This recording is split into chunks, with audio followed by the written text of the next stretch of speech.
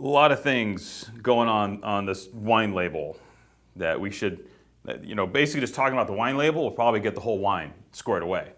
So here's what we're going to do. Corte Sant'Alda, Valpolicella, Ca Fiui, which essentially, this is the young vines, Valpolicella, from one of the top producers in the Veneto, in the region that's known for its Amarone and Valpolicella wines. Corte Sant'Alda is one of the tip of the tops, one of the grooviest. And Marinella Camerani is the proprietress. Having trouble with my words today. And she is working all in biodynamics, which you can see with this groovy little scenario right here.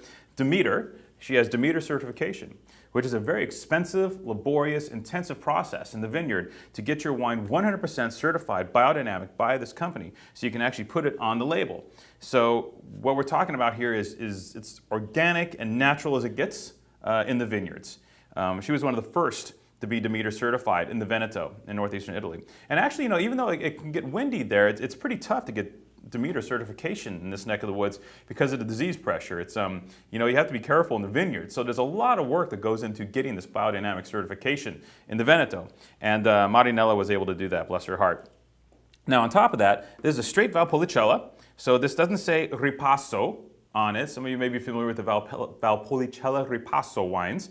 Instead, there's just a regular Valpolicella, which means this wine did not undergo the process of the Valpolicella juice being re-fermented again on top of the Amarone skins, a secondary fermentation. That's what creates that ripasso, or passing over, repassing over process in the wine. And that's why a lot of these ripasso wines are so juicy. They're kind of like junior Amarones, which I for one, kind of dig, because it's like having the Amarone experience, but for less money. I'm down with that.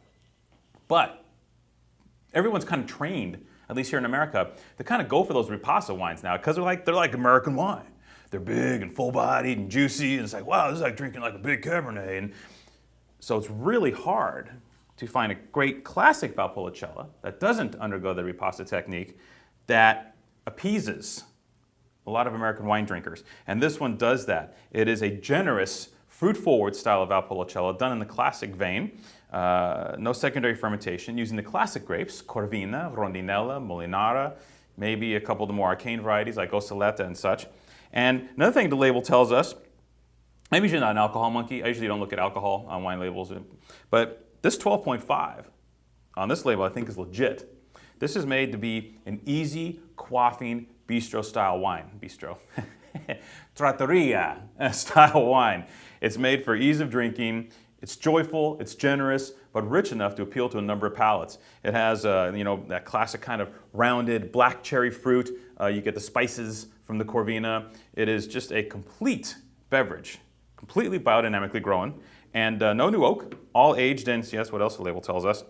Tini di rovere tronco conici da 40 ettolitri. Dove il vino resta che ad affid nare por solid elementary. Big barrels.